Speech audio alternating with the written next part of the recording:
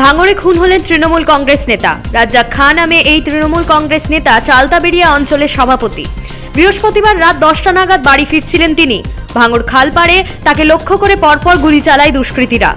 অভিযোগ, খুন নিশ্চিত করতে হাঁসোয়ার কোপ দেওয়া হয়। খবর পেয়ে ঘটনাস্থলে ছুটে আসেন ক্যানিং পূর্বের বিধায়ক শওকত মোল্লা। রাজ্জাক খান শওকতের ঘনিষ্ঠ বলে জানা যাচ্ছে। খবর পেয়েই ঘটনাস্থলে ছুটে যায় পুলিশ। রাজ্জাক খাঁকে উদ্ধার করে নিয়ে যাওয়া হয় হাসপাতালে। শওকত মোল্লা দাবি করেছেন, ঘটনার প্রত্যক্ষ মদত রয়েছে ভাঙড়ের বিধায়ক নওশাদ সিদ্দিকী। রাজ্জাক সর্দার আমাদের বিধানসভা, রাজ্জাক খান আমাদের বিধানসভা কমিটির সদস্য, আমাদের স্ট্রং লিডার। আইএসএফ আশ্রিত সমাজ বিরোধীরা এটা সম্পূর্ণ নওশাদ সিদ্দিকীর মদতে আজকে তাকে নৃশংসভাবে গুলি করে এবং তাকে কুপিয়ে খুন করা হয়েছে। ও বিকাল থেকে আমাদের দুটো মিটিং অ্যাটেন্ড করেছে, মিটিং করে ও বাড়ি ফিরছিল।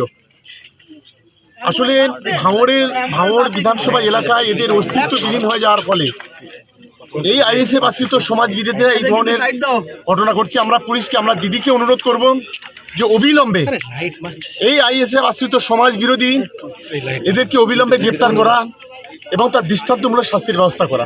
জানি না, এই মাত্র তো আমি আসলাম, ওরা বাড়ি যাচ্ছিল, ও আমার তো বাড়ি যাচ্ছিল, আইএসএফের দুষ্কৃতীরা ওই কুপিয়ে খুন করে দিয়েছে।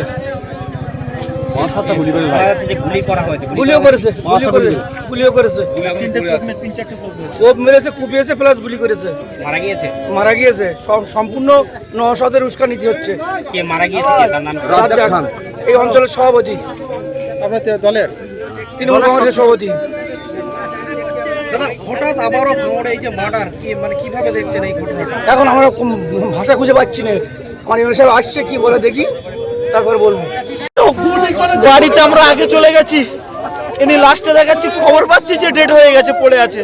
এসে দেখছি যে গুলি হয়েছে আর 3টে কোপ আছে। কি অবস্থা আপনারা দেখেন না। এর নাম কি? রাজ্জাক খান আমাদের মামু সম্পর্কে হয়, আমাদের পাড়ার। খুব ভালো মানুষ, খুব ভালো মানুষ। কখন ঘটলো ঘটনাটা? হ্যাঁ, কতক্ষণ আগে ঘটেছে?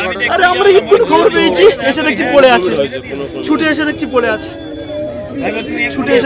আছে, এই ঘটনার পর উত্তেজনা ছড়িয়ে পড়ে এলাকায়। পরিস্থিতির দিকে নজর রাখছে পুলিশ।